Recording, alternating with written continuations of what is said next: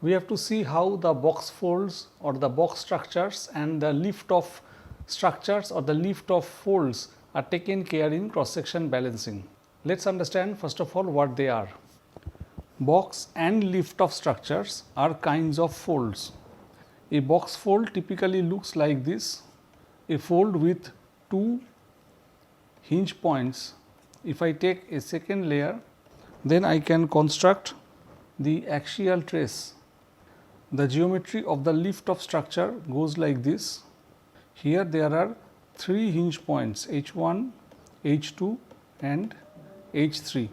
If a second layer is drawn, then we can draw three axial traces, and also here we can draw the other axial traces. So, altogether for this particular fold there are 5 axial traces, and here we can also construct other 2. So, there are 4 axial traces. The lift off structure or the lift off fold can also be called an arrowhead fold, because this portion looks like an arrow. Both these structures are bilaterally symmetric. We can find a symmetry plane across which the structures are symmetric. This is the meaning of the term bilaterally symmetric. In case of lift off structure, one of the axial traces, this one, is the plane of symmetry, whereas for a box fold, this one is not the axial trace. So, here the plane of symmetry is not the axial trace. Axial planes intersection on any plane is known as axial trace. Therefore, these planes are axial planes in 3 dimension. In the definition of box fold and lift off structures, we are nowhere saying that this angle is 90 degree. It is not stated. Rather, this angle is steep, say more than equal to 84 degrees. So, this geometry, if at all, can also be called a box fold.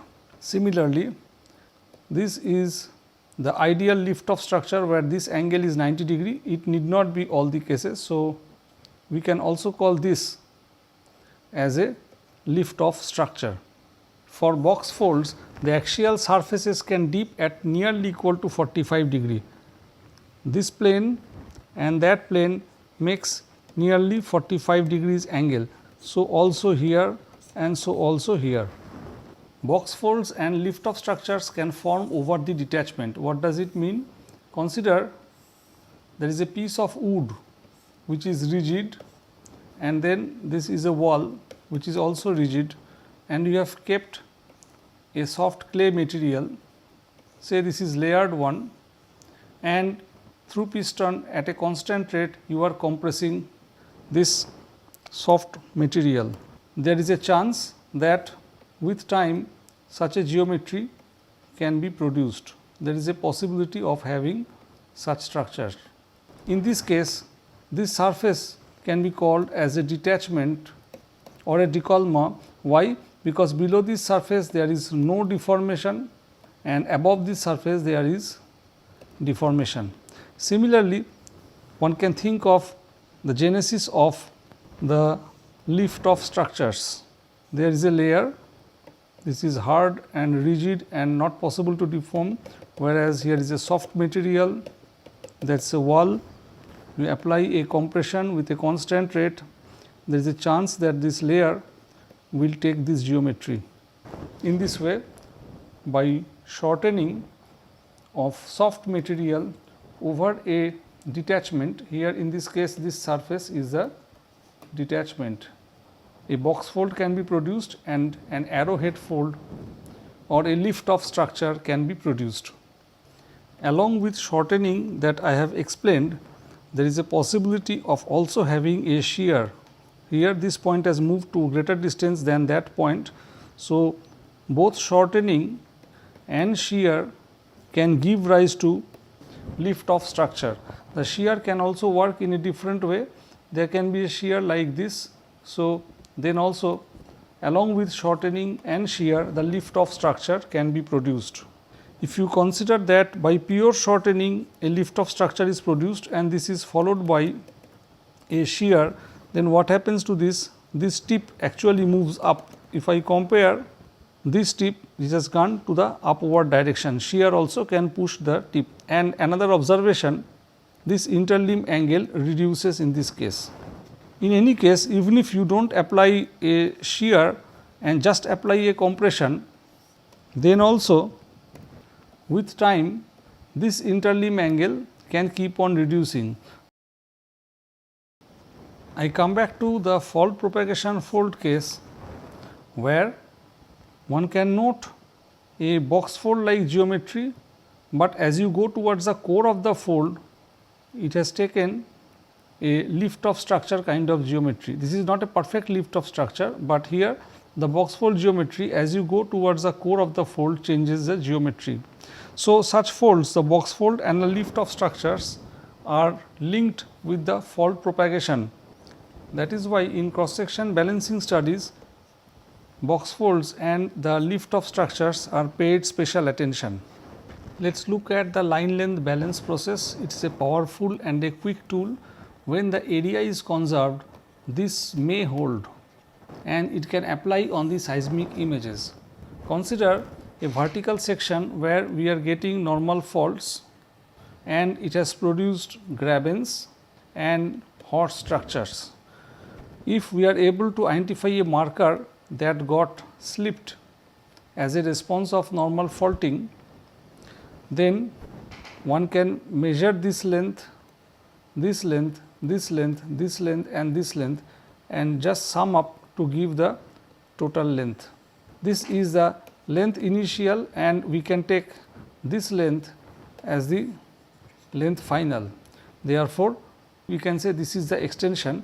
We can also find out a range of strain parameters such as elongation is equal to length final minus length initial divided by length initial, then percentage elongation, then stretch, then the quadratic elongation, reciprocal quadratic elongation and the fundamental strain or natural strain or the logarithmic strain.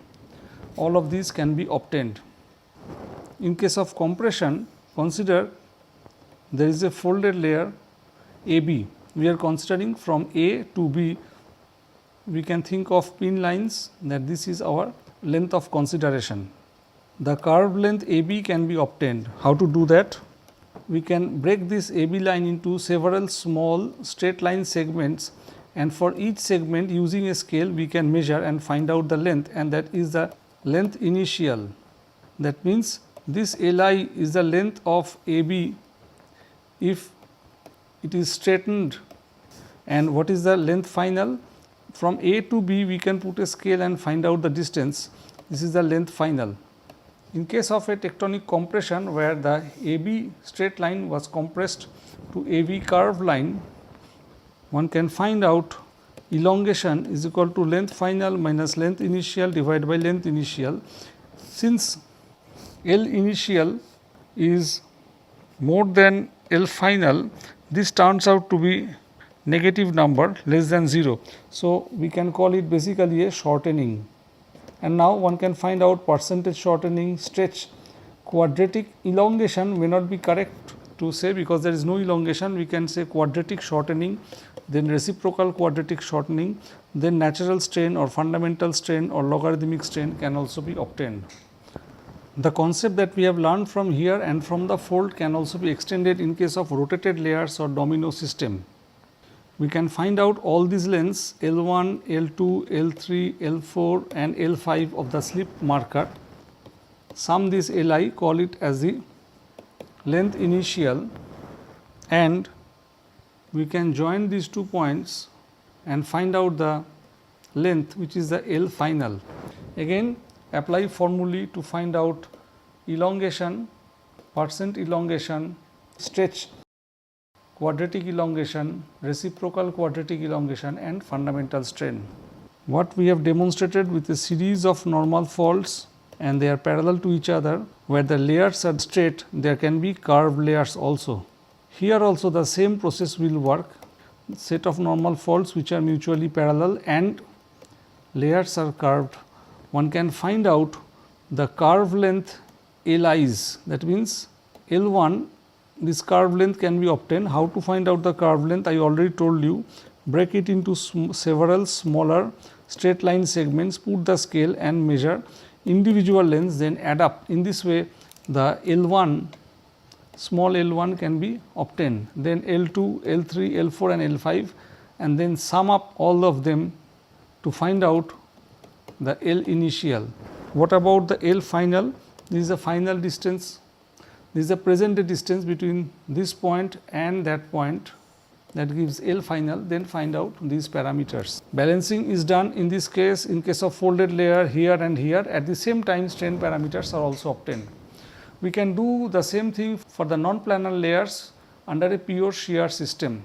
Since there is an extension that can produce normal faults, as if there was a layer that has been pulled perpendicular to this surface and perpendicular to this surface, that is why the term pure shear has been used. And as I told here and whatever I told here, from these two you can be able to reconstruct, you can balance the cross section and also find out the strain parameters. Consider this rectangle which has been pulled due to tectonic stress and is broken into several pieces. This one is what we observe in the field, this is the final, and this one is the mental model which we can call as the initial condition. From this given situation, can we reconstruct the rectangular object? The answer is yes. How to do that?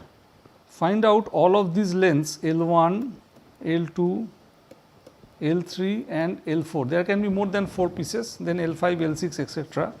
Then find out the total length Li, I equal to 1 to 4 and its sum, and let us call it the L initial. So, by summing up I can draw a rectangle where this length is L initial. What about this side? Since in my diagram these sides are nearly of the same length, so that same length is maintained over here. We say that this is a restored rectangular object.